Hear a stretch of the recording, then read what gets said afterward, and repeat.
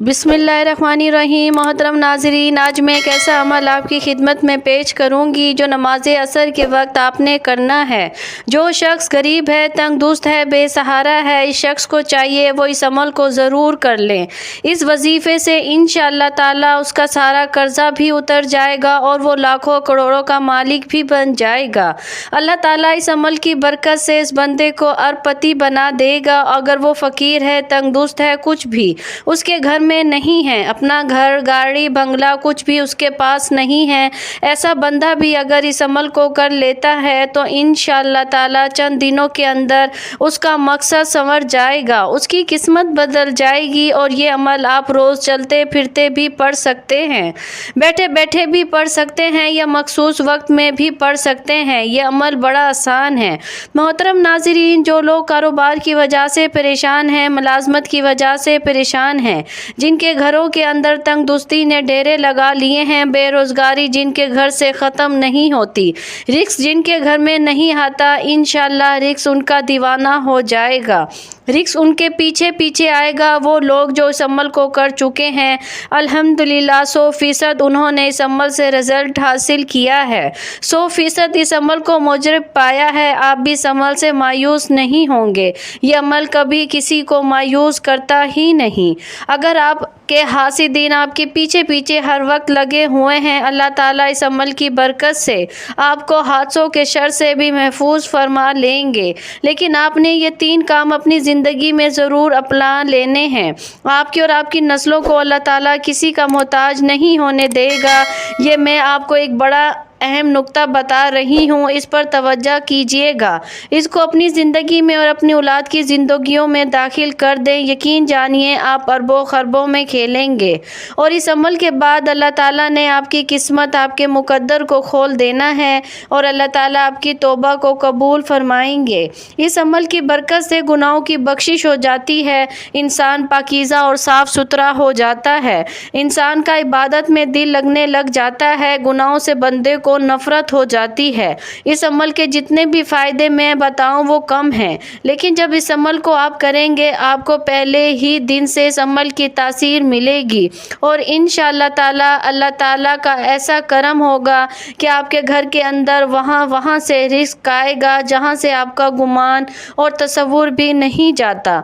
नाज़रीन, वजीफ़ा शुरू करने से पहले मैं आपको नमाज असर की फ़जीलत से आगाह करना चाहती हूँ। नबी करीम सल्लल्लाहु अलैहि वसल्लम ने फरमाया, जिसकी नमाज असर छूट गई गोया उसका घर और माल सब लूट गया। यानी नमाज असर का फौत होना बर्बादी अमाल में से है।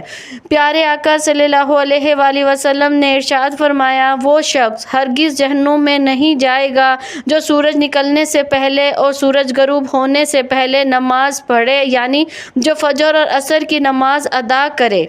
हज़रत जरीर बिन अब्दुल्लाह रज़ी अल्लाह अन्हु फरमाते हैं, हम लोग नबी करीम सल्लल्लाहु अलैहि वसल्लम की खिदमत में हाजिर थे। आप सल्लल्लाहु अलैहि वसल्लम ने 14वीं रात के चाँद की तरह देखा। फिर फरमाया, तुम लोग अपने रब को इसी तरह देखोगे जैसे इस चाँद को देख रहे हो। उसे देखने में तुमको किसी भी किस्म की मुशक्क़त और तकलीफ़ नहीं होगी। इसलिए अगर तुमसे सूरज के तलू होने से पहले, फजर और गरूब होने से पहले असर की नमाज़ों के पढ़ने में कोताही ना हो सके तो ऐसा ज़रूर करो। फिर आपने इस आयत मुबारका की तलावत की। सूरज निकलने और गरूब से पहले अल्लाह की पाकीज़गी बयान करो।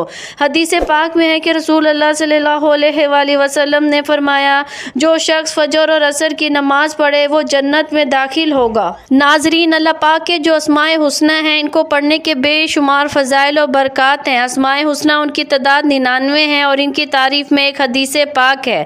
हज़ूर नबी पाक सल्लल्लाहु अलैहि वसल्लम का फरमान है कि अगर कोई शख्स अल्लाह ताला के 99 जो नाम हैं इनको याद कर लेता है या इनको पढ़कर अल्लाह से दुआ मांगता है, यानी इनके मायने याद कर लेता है, उन पर अमल करता है तो वो जन्नत में जाएगा। अल्लाह पाक के जो सारे नाम हैं वो बेशुमार फ़ज़ाइल और बरक़ात के हामिल है और इनको पढ़कर अल्लाह पाक से अपनी मुश्किलात के हल के लिए दुआ करें। आपकी जो भी मुश्किलात हैं इंशाअल्लाह वो फ़ौरन हल हो जाएंगी। वक्त की नज़ाकत को مد نظر رکھتے ہوئے وظیفے کی طرف چلتے ہیں۔ محترم ناظرین، آج کے دن یہ وظیفہ آپ نے نماز عصر کے وقت کرنا ہے۔ اس وظیفے کو عورت خاص ایام میں نہیں کر سکتی کیونکہ یہ نماز عصر ادا کرنے کے بعد کا وظیفہ ہے۔ جب آپ نماز ادا کر لیں تو سب سے پہلے آپ نے محمد مصطفیٰ صلی اللہ علیہ وآلہ وسلم کی ذات گرامی پر 11 بار درود شریف پڑھنا ہے۔ درود پاک آپ کوئی سا بھی پڑھ سکتے ہیں۔ آپ صلی اللہ علیہ وآلہ وسلم پڑھ لیں یا صلی اللہ علی محمدین پڑھ لیں۔ بہتر ہے کہ آپ درود ابراہیمی پڑھ لیں۔ ایک دفعہ میرے ساتھ بھی پڑھیں تاکہ ثواب ہو۔ اللہم صلی علی محمدین وعلی آل محمدین کما صلیت علی ابراہیم وعلی آل ابراہیم انک حمید مجید۔ اللہم بارک علی محمدین وعلی آل محمدین کما بارکت علی ابراہیم وعلی آل ابراہیم انک حمید مجید۔ جب 11 مرتبہ آپ لوگ درود پاک پڑھ لیں، بڑے اطمینان سے، بڑے سکون سے پڑھیے گا، تو اس کے فوراً بعد آپ نے اپنے مقصد کی نیت کرنی ہے۔ ہر انسان کا مقصد الگ ہے، ہر انسان کی حاجت الگ ہے، ہر انسان کی خواہش الگ ہے۔ آج جس کو جو چاہیے، جتنا چاہیے، جیسا چاہیے، اپنے تمام مقاصد کی نیت کیجیے گا۔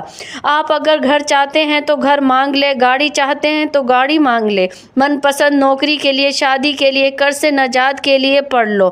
الغرض جو بھی آپ کا مقصد ہے، اپنے مقصد کی نیت کرتے ساتھ ہی فوری طور پر آپ نے ایک بار اعوذ باللہ من الشیطان الرجیم بسم اللہ الرحمن الرحیم پڑھ کر وظیفے کا آغاز کرنا ہے۔ اور سب سے پہلے نمبر پر آپ نے اللہ کے یہ 2 نام یا اللہ یا رحمان پڑھنے ہیں۔ کیسے پڑھنے ہیں اور کتنی بار پڑھنے ہیں توجہ کیجیے گا۔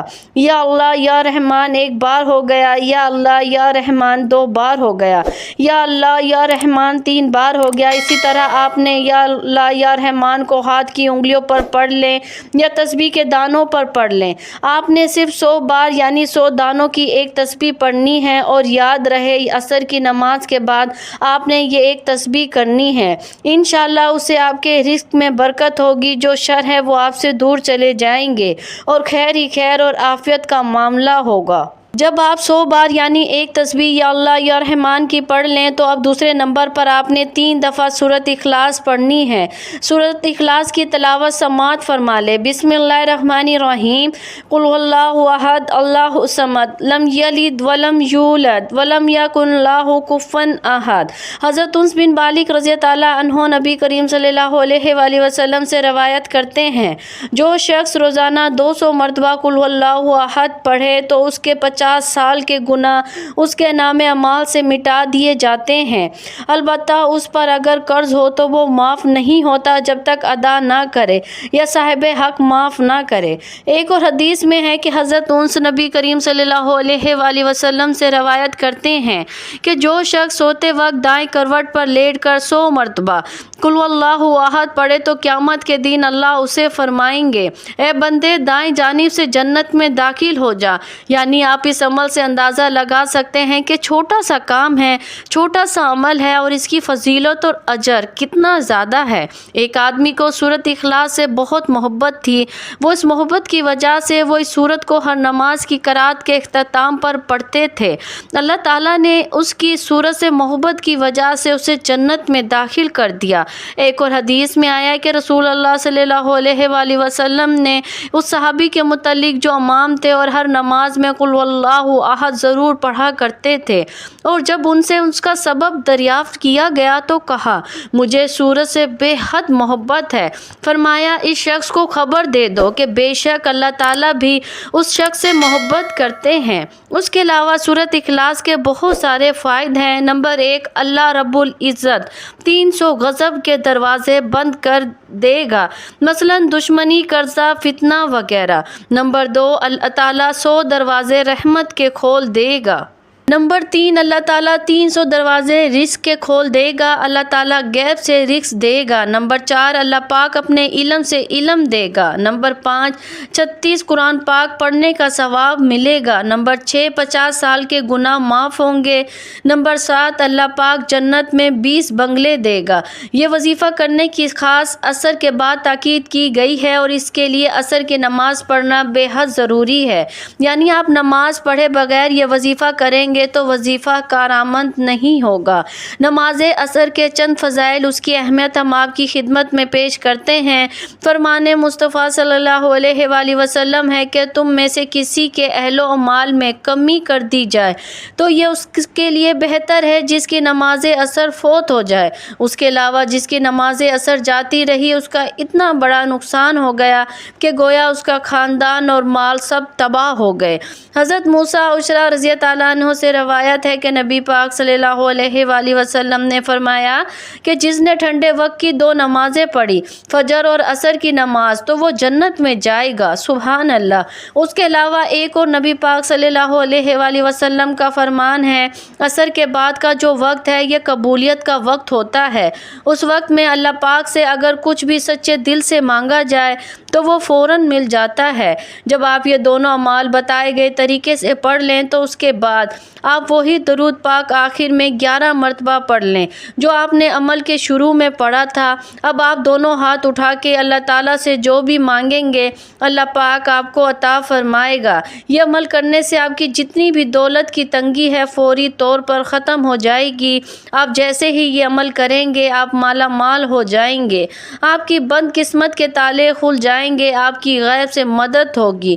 آپ یہ ایک تسبیح بتائے گئے طریقے کے مطابق پڑھ لیجئے، میرا رب راضی ہو جائے گا، اتنا نوازے گا کہ آپ کو خود بھی سمجھ نہیں آئے گی کہ کہاں کہاں سے دولت آ رہی ہے۔ جب آپ نے یہ عمل کرنا ہے، یہ وظیفہ کرنا ہے، انشاءاللہ ایسی ایسی جگہوں سے اللہ پاک آپ کو رزق عطا کرے گا جہاں سے آپ گمان بھی نہیں کر سکتے۔ یہ عمل ایسا مضبوط ہے کہ بھیکاری بھی کرے تو بادشاہ بن جائے گا، غریب کرے تو غنی ہو جائے گا، امیر کرے تو دولت مند ہو جائے گا۔ آپ اس وظیفے کو لازمی کیجئے گا، انشاءاللہ اس وظیفے کی بدولت آپ کی ہر حاجت اللہ پاک پوری فرما دیں گے۔